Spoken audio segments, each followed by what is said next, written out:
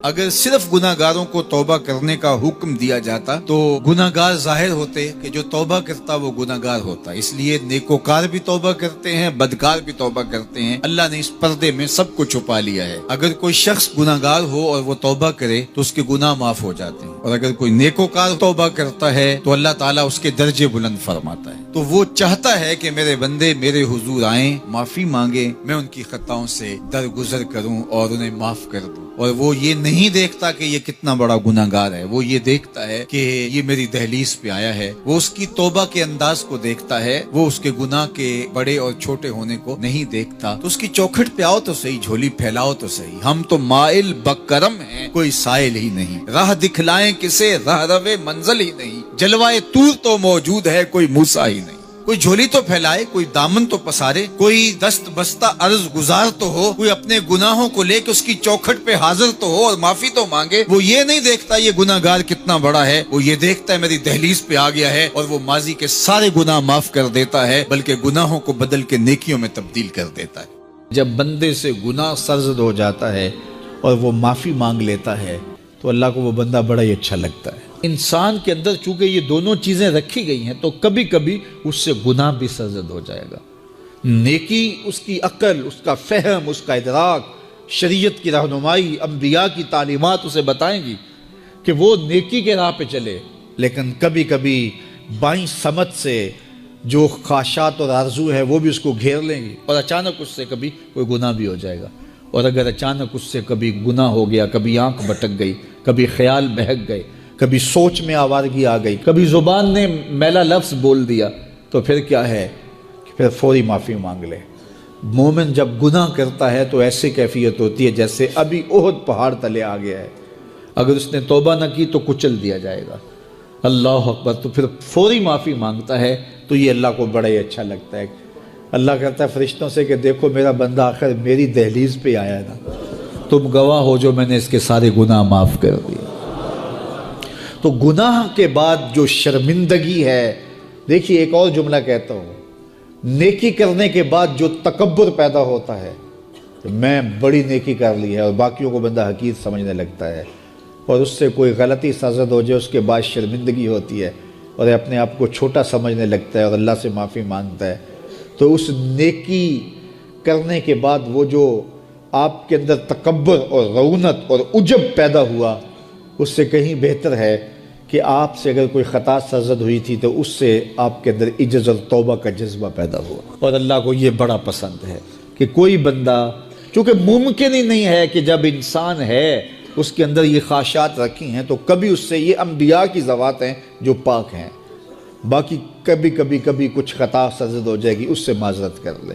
آپ نے نام سنا ہوگا ایاس کا، محمود غزنوی کا بڑا محبوب وزیر تھا، اور بہت زیادہ بادشاہ اس سے محبت کرتا تھا، تو آیان سلطنت جلتے تھے۔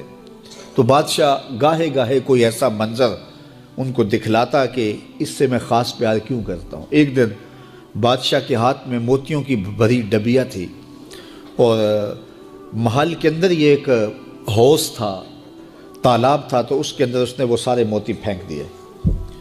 شفاف پانی اور نیچے فرش پہ پڑے ہوئے موتی نظر آ رہے ہیں۔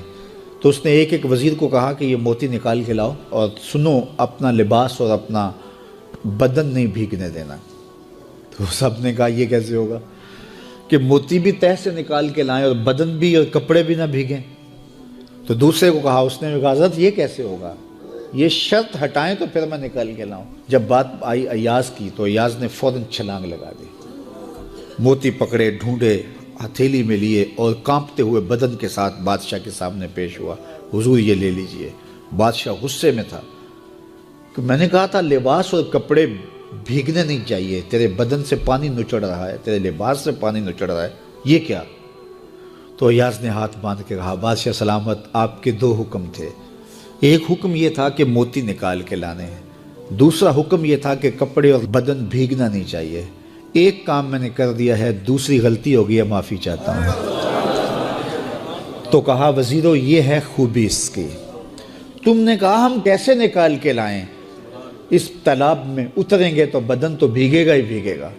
تو کہا جب شہوات دی گئی ہیں، خواہشات رکھی گئی ہیں، آرزویں دیوانی ہیں، اور پھر اس کائنات کے اندر رہ کر کے حضرت انسان کبھی تو اس سیلاب کی غلاظت سے اپنے آپ کو بھر ہی دے گا، تو پھر کمال کیا ہے کہ نیکی کے پھول پیش کر دے، سجدے کے موتی پیش کر دے، رکوع اور قیام کے موتی پیش کر دے، ہمدردی انسانیت کے ساتھ پیار کے موتی پیش کر دے، سارے موتی پیش کرے، پھر مالک کا جلال کہ تیرے کپڑے کیوں بھیگے، یہ گناہ کیوں کیا، یہ گناہ کیوں کیا، ہاتھ جوڑ کے کہے مالک اس کی معافی مانگ، تو اللہ تعالیٰ پچھلے گناہ نہ صرف معاف کرتا ہے بلکہ ان گناہوں کو نیکیوں میں تبدیل کرتا ہے۔ یہ آیت کریمہ اپنے دامن میں اتنی روشنی اور اتنی جامعیت کے ساتھ دین کا خلاصہ ہمارے سامنے رکھتی ہے کہ ہماری روحیں وجد کرنے لگ جاتی ہیں۔ تو ارشاد فرمایا بے شک اللہ حکم دیتا ہے عدل کا، احسان کا اور قرابت داروں کے ساتھ حسن سلوک کا، اور منع کرتا ہے بے حیائی سے، منکرات سے اور سرکشی اور تمرد سے، اور یہ اس لیے فرما رہا ہے کہ تم نصیحت پکڑو تاکہ تمہارے سینے ہدایت کے نور سے روشن ہوں اور منور ہوں۔ حضرت حسن بصری رضی اللہ تعالی عنہ فرماتے ہیں کہ اس آیت کریمہ میں اللہ نے کسی بھی امر خیر کو چھوڑا نہیں ہے، ساری خیر اس کا خلاصہ بطور حکم ہمیں ارشاد فرما دیا، اور پھر فرمایا کہ اللہ تعالیٰ جل شانہ نے کسی برائی کو نہیں چھوڑا جس سے ہمیں منع نہ کر دیا ہو۔ ابن عاشور نے لکھا ہے کہ جتنے بھی مفاسد ہیں، جتنے بھی گناہ ہیں، ان گناہ کی جڑ یہ تین چیزیں ہیں: بے حیائی، منکر اور باغی، اور ان تین چیزوں سے منع کر کے گویا سارا راستہ بند کر دیا گیا گناہ کا اور برائی کا، اور تین چیزوں کا حکم دے کر کے خیر کے سارے راستے کھول دیے گئے۔ تو اسی ایک آیت کریمہ پہ اگر عمل نصیب ہو جائے تو پورے دین کی لطافتیں اور برکتیں نصیب ہونا شروع ہو جائیں۔ تو تین چیزوں کا حکم دیا کرنے کا، ان اللہ یامر بالعدل، بے شک اللہ عدل کا حکم دیتا ہے، انصاف کا حکم دیتا ہے۔ اگر تم نجات پانا چاہتے ہو تو غصے کے اندر بھی اور سرشاری کے اندر بھی تمہیں عدل سے، انصاف سے کام لینا پڑے گا۔ تو ہمارا دین ہمیں عدل سکھاتا ہے، اور قیامت کے دن 7 اشخاص جن کو اللہ اپنے عرش کا ٹھنڈا سایہ عطا فرمائے گا، ان میں سے پہلا شخص حضور نے ارشاد فرمایا امام عادل، وہ شخص جو عدل و انصاف کرتا ہے، وہ امام، وہ حاکم جو عدل سے امور سلطنت نبھاتا ہے، کل قیامت کا دن ہوگا، کوئی سایہ نہیں ہوگا، اللہ اسے اپنے عرش کا ٹھنڈا سایہ نصیب فرمائے گا۔ روایت میں آتا ہے کہ قیامت کے دن جو بادشاہ ہوں گے، حکمران ہوں گے، ان کے ہاتھوں میں ہتھ کڑیاں ہوں گی، اور ان کو یوں میدان حشر میں لایا جائے گا، اگر انہوں نے عدل کیا ہوگا تو وہ ہتھ کڑیاں ٹوٹ جائیں گی اور انہیں جنت بھیج دیا جائے گا، اور اگر انہوں نے عدل و انصاف نہیں کیا ہوگا تو ان ہتھ کڑیوں کے ساتھ ان کو جہنم میں دھکیل دیا جائے گا۔ ہمیں عدل کرنے کی تلقین کی گئی، ملکوں کے اندر طمانینت، سکون اور قرار عدل کے ذریعے سے آتا ہے۔ ایک عربی کا مقولہ ہے الملک یدوم بالکفر ولا یدوم بالظلم، ملک کفر کے ساتھ تو قائم رہ سکتے ہیں لیکن ظلم کے ساتھ قائم نہیں رہ سکتے۔ علماء نے عدل کے حوالے سے یہ بات بھی لکھی ہے کہ اس کا مطلب اللہ نے ہمارے اوپر جو بھی فریضہ عائد کیا ہے اس کو پورا کرنا یہ عدل کہلاتا ہے، لوگوں کی امانات کو ادا کرنا یہ عدل کہلاتا ہے، ظلم کو ترک کرنا اور انصاف کا بول بالا یہ عدل کہلاتا ہے۔ اس عدل سے مراد صاحب حق کو حق دینا ہے، جس کا جو حق ہے اس کو دینا یہ عدل کہلاتا ہے۔ اللہ جو ہمیں عدل کا حکم دیتا ہے اس کا مطلب ہے ہمارے ذمے جس کا حق ہے، ہمارے باپ کا ہے، ہماری اولاد کا ہے، ہماری ازواج کا ہے، ہمارے اہل خانہ کا ہے، ہمارے ہمسایوں کا ہے، دوستوں کا ہے، جس کا بھی حق ہمارے ذمے ہے، بلکہ فرمایا کہ تیرے نفس کا تیرے اوپر حق ہے۔ حدیث طویل ہے کہ حضور علیہ الصلوۃ والسلام نے فرمایا ان لربک علیک حقا، تیرے رب کا تیرے اوپر حق ہے، ولنفسک علیک حقا، اور تیرے نفس کا تیرے اوپر حق ہے، ولأہلک علیک حقا، اور تیرے اہل کا تیرے اوپر حق ہے، اور ایک حدیث کے لفظ ہیں ولزوجک علیک حقا، اور تیری بیوی کا تیرے اوپر حق ہے. فاتح کل ذی حق حقا، ہر صاحب حق کو تو نے حق ادا کرنا ہوگا. تو جس کا ہمارے ذمے حق ہے جب ہم وہ ادا کرنے لگ جائیں گے تو یہ عدل قائم ہوگا، اور عدل قائم ہوگا تو معاشرہ پرسکون ہو جائے گا. اللہ فرماتا وہ وقت کب آئے گا جب قرآن تمہاری زندگی میں اتر آئے گا؟ وہ وقت کب آئے گا جب اللہ کا ذکر تمہاری زندگی میں اتر آئے گا؟ زندگی تو جا رہی ہے، جوانی آئی، بڑھاپا آیا، لیل و نہار نے وقت بدلے، چرخ نے اپنے تیور تبدیل کیے، حکومتیں تبدیل ہوئی، زمانے تبدیل ہوئے، تو جہاں کھڑا تھا وہیں کھڑا رہا. 40 سال عمر عزیزت گزشت، مزاج تو از حال طفلی نہ گشت. سعدی کہتے ہیں 40 سال عمر گئے لیکن تیرا بچپنا نہیں گیا. اور رومی کہتے ہیں داڑھی تیرے بعد آئی اور سفید ہو گئی اور تو کالے کا کالا ہی رہا. تیرے اندر نور نہیں آیا، تیرے اندر روشنی نہیں آئی، یہ تیرے بعد آئی اور پھر سفید بھی ہو گئی لیکن تو ابھی تک کالے کا کالا ہے. رب کہتا ہے وہ وقت کب آئے گا تمہارے سینے میں قرآن اترے؟ وہ وقت کب آئے گا ذکر سے تمہارے دل میں ارتعاش پیدا ہو؟ جب تم رب کا نام لو تمہاری آنکھیں آنسوں کا خراج دینے لگے. وہ وقت کب آئے گا جو ہی قرآن کھلے چھم چھم تمہاری آنکھیں برسنے لگے؟ علم یعنی للذین آمنوا، وہ وقت کب آئے گا اہل ایمان کے لیے؟ ان تخشع قلوبہم لذکر اللہ وما نزل من الحق. اللہ اکبر. اللہ ہمیں وہ آج دن نصیب کر دے کہ قرآن سے یوں جڑ جائیں کہ قرآن کو پڑھیں، قرآن کے حرفوں سے نور پھوٹتا ہوا، درد پھوٹتا ہوا ہماری روحوں میں اترنے لگے، ہمارے قلوب میں اترنے لگے اور ہماری آنکھیں آنسوں کا خراج دینے لگے. اب میں اور آپ دیکھیں ہماری زندگی قرآن کے ساتھ، اللہ کے ذکر کے ساتھ، اس کی یاد کے ساتھ کہاں تک جڑی ہوئی ہے.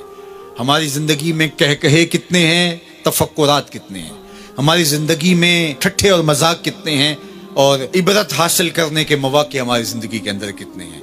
پھر ارشاد فرمایا اعلموا، جان لو، انما الحیات الدنیا لعب و لہو و زینت و تفاخر بینکم. یہ دنیا ہے کیا جس کے پیچھے تم نے سب کچھ برباد کر دیا؟ سب سے قیمتی اثاثہ تو دل تھا، اس دل کو بھی دنیا کے لیے وار دیا. یہ دل تو رب نے اپنے لیے بنایا تھا. اے دل حجرہ رب سچے دا، یہ اس سچے رب کا حجرہ تھا. قلوب المومن عرش اللہ، مومن کا دل تو اللہ کا عرش تھا، لیکن اس عرش پہ بھی غیروں کو بٹھا لیا تو نے. جو تخت اس کا تھا، جس تخت پہ اس کی تجلیات کا نزول جلال ہونا تھا، اس دل پہ درہم و دینار اور ڈالر اور پاؤنڈ اس دل کے اوپر بٹھا لیے. یہ دل کے اوپر بٹھا لیے. یہ دل تو حجرہ رب سچے کا تھا، تو نے اس دل کو بھی اجاڑ دیا. تو یہ دنیا جس کے لیے تو نے سب کچھ کیا ہے کیا؟ اعلموا، جانو، انما الحیات الدنیا لعب و لہو و زینت و تفاخر بینکم. یہ دنیا کھیل کود ہے، آرائش ہے، اور ایک دوسرے کے اوپر تفاخر کرنا ہے. وتکاثر فی الاموال والاولاد، فخر جتلانا ہے، میرے بیٹے اتنے ہیں، ماشاءاللہ بڑے بڑے افسر لگے ہوئے ہیں، میرے پاس دولت اتنی ہے، میرے اتنے بنگلے ہیں، اتنا بینک بیلنس ہے، اتنے مربع، اتنی جائیدادیں. انسان ساری زندگی یہی کرتا رہتا ہے. وما الحیات الدنیا الا متاع الغرور. اور جو دنیا کا ساز و سامان ہے سوائے دھوکے کے سامان کے اور کچھ نہیں ہے. دنیا کے لیے تو دوڑ لگاتے ہو، باہمی رقابت بھی ہوتی ہے، ایک دوسرے سے آگے بڑھنے کی کوشش بھی ہوتی ہے. اللہ فرماتا ہے آؤ مسابقت کرو، آگے بڑھنے کی کوشش کرو. الا مغفرتن، مغفرت کی طرف، میں ربکم، جو تمہارے رب کی طرف ہے. وجنتن ارضھا کارض السماء والارض، اس جنت کی طرف آگے بڑھنے کی کوشش کرو جس کی چوڑائی زمین و آسمانوں کے برابر ہے. زمین و آسمانوں کو پھیلا دیا جائے تو یہ جنت کی چوڑائی بنتی ہے، جس کی چوڑائی اتنی ہے اس کی لمبائی کتنی ہوگی. تو فرمایا اس دنیا کے لیے تو بھاگتے ہو جو ختم ہو جانے والی ہے، آؤ بھاگو اس جنت کی طرف جس کی چوڑائی زمین و آسمان کے برابر ہے. اعدت للذین آمنوا باللہ ورسولہ، یہ اہل ایمان کے لیے تیار کی جا چکی. وہ موتیوں کا محل، وہ یاقوت کا محل، وہ زبرجد کا محل، وہ خالص مشک کا محل جو تمہارے لیے بنایا ہوا ہے، تم نے جانا ہے. اور تمہیں دروازہ کھولنے کی بھی ضرورت نہیں ہے، منتظر دربان کھڑے ہیں جو تمہارے لیے دروازہ کھول کے تمہیں مرحبا کہیں گے اور سلامتی تمہارے اوپر پیش کریں گے. وہ تمہارے لیے تیار کر چکا ہے. اصل تو زندگی وہ زندگی ہے، لیکن تم کس دنیا کے پیچھے بھاگ رہے ہو؟ اس کائنات کی ابتدا سے لے کر آدم علیہ السلام کی تخلیق سے لے کر قیامت کے برپا ہونے تک دجال سے برا شخص کوئی پیدا ہی نہیں ہوا. یہ سب سے بدترین شخص ہوگا جو روئے زمین کے اوپر پیدا ہونے والا ہے. اور وہ خوش نصیب لوگ ہوں گے جو دجال کو قتل کریں گے۔ اور پھر اس کا وقت بتایا گیا، اس کی شکل بتائی گئی، اس کا قد بتایا گیا، اس کی صورت بتائی گئی کہ مومن دھوکہ نہ کھائے۔ حضور نے دجال کا نقشہ بیان کیا، ایک ایک چیز بیان کی دجال کی، چونکہ یہ سب سے بڑا فتنہ ہے اس کائنات کا، اس امت کا سب سے بڑا فتنہ تو یہ ہے جب سے آدم علیہ السلام تخلیق کیے گئے ہیں اس وقت سے لے کر کے آخری انسان تک سب سے بدترین، سب سے غلیظ، سب سے گندا، سب سے مکروہ اور سب سے برا وجود دجال کا ہے۔ اس لیے دجال کے فتنے سے ہر پیغمبر نے اللہ کی پناہ طلب کی ہے کہ اللہ مجھے اس کے فتنے سے بچانا۔ اللہ اکبر، کیونکہ بڑے بڑے لوگ اس کا شکار ہو جائیں گے۔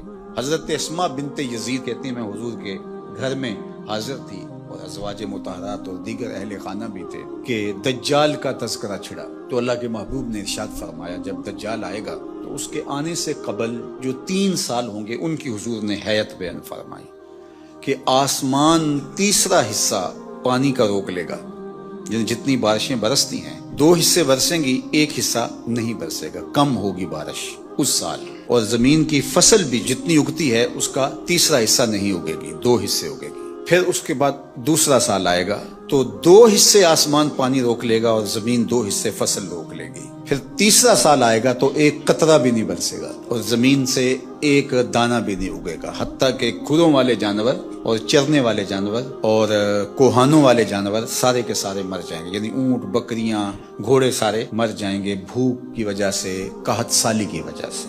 جب یہ 3 سال گزریں گے تو پھر دجال آئے گا، اور دجال ایک دیہاتی کو ملے گا اور کہے گا کہ اگر تو چاہے اور مجھے رب مان لے تو میں تیرے گھوڑے اور تیرے یہ جانور زندہ کر سکتا ہوں۔ وہ کہے گا کہ اگر ایسا ہو جائے تو بہت اچھا، تو وہ اشارہ کرے گا تو اس کی بکریاں، اس کی گائیں زندہ ہو کے اس کے ساتھ آ جائیں گی۔ شیطان اس شکل میں جو ہے وہ نمودار ہوگا تو اسے لگے گا کہ سب کچھ زندہ ہو گئے اور وہ اس پہ ایمان لے آئے گا۔ اس کے بعد پھر دوسرے دیہاتی کو ملے گا اور اس کو بھی یہی کہے گا، تو شیطان پھر اس کی بھیڑ بکریوں، اس کی گائے، اس کے اونٹ، ان کی شکل کے اندر ظہور پذیر ہو جائے گا، تو پھر اس کے پیچھے وہ بھی چل پڑے گا۔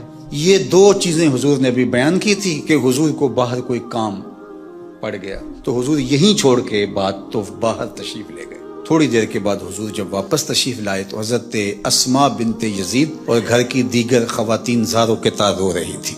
حضور نے فرمایا تمہیں کیا ہوا، تم کیوں رو رہی ہو؟ انہوں نے عرض کی یا رسول اللہ صلی اللہ علیہ وسلم، آپ نے جو دجال کا ذکر کیا، چونکہ صحابہ کے نزدیک سب سے قیمتی متاع ایمان ہے اور ہمارے نزدیک بھی سب سے قیمتی ایمان کی متاع ہی ہونی چاہیے، اور یہ بات میں نے کئی مرتبہ آپ سے کہی، اس دنیا میں سب سے بڑا انعام اور سب سے بڑا تحفہ جو حضرت انسان کو دیا گیا، سب سے بڑی نعمت جو ودیعت ہوئی وہ ایمان ہے، اور قیامت کے دن سب سے بڑی دولت اور نعمت عطا کی جائے گی جنت میں، وہ دیدار الہی ہوگا۔ جو یہاں ایمان سے محروم ہے وہ ہر خیر سے محروم ہے، اور جو ایمان کی دولت جس کے پاس ہے تو اگر اس کو دنیا کی کوئی چیز نہیں ملی تو وہ کنگال نہ سمجھے، چونکہ ایمان کی دولت اس کو نصیب ہے۔ مومن ہو اور پھر کہے میرے پاس یہ نہیں، میرے پاس یہ نہیں، میرے پاس یہ نہیں، میرے پاس یہ نہیں، تو یہ مومن کو نہیں جچتا۔ وہ اس پہ مطمئن رہے کہ یہ وہ دولت جو بڑے بڑے لوگوں کو نہیں عطا کی، اللہ نے اس عاجز اور فقیر کو عطا کر دی۔ تو صحابہ تو شکریہ ادا کرتے تھے، اور جب سنا کہ ایسے ایمان سستے سودے میں گائے اور بکریوں کی عوض چلا جائے گا تو صحابیات رونے لگیں، تو اللہ کے محبوب صلی اللہ علیہ وآلہ وسلم نے ارشاد فرمایا کہ اگر دجال میری موجودگی میں آ گیا فرمایا فکر نہ کرو میں نپٹ لوں گا، اور پھر آقا کریم نے ارشاد فرمایا کہ اگر میرے بعد آتا ہے تو پھر ہر مومن کا اللہ خلیفہ ہوگا، یعنی اللہ اس کی طرف سے اس کی حفاظت فرمائے گا۔ اور حضرت اسماء بنت یزید کہتی ہیں کہ میں نے عرض کی یا رسول اللہ صلی اللہ علیہ وسلم، آج بھوک برداشت کرنا ہمارے لیے بہت مشکل ہے، یعنی اگر کھانا نہیں ملتا تو بھوکا آدمی کیا کچھ نہیں کر گزرتا، بھوک ضمیر بیچنے پہ مجبور کر دیتی ہے، آپ نے دیکھا لوگ گردے بیچنے پہ مجبور ہو جاتے ہیں، تو بھوک پر لوگ ایمان کیوں نہیں بیچیں گے؟ آج جب کہ آپ سامنے ہیں تو بھوک تنگ کرتی ہے تو بے تاب ہو جاتے ہیں، اور صدیوں کے بعد جب خوشحالیاں آ جائیں گی اور دجال یہ پیکج لے کے آئے گا، اس وقت مومنوں کا، مسلمانوں کا کیا حال ہوگا جب اتنے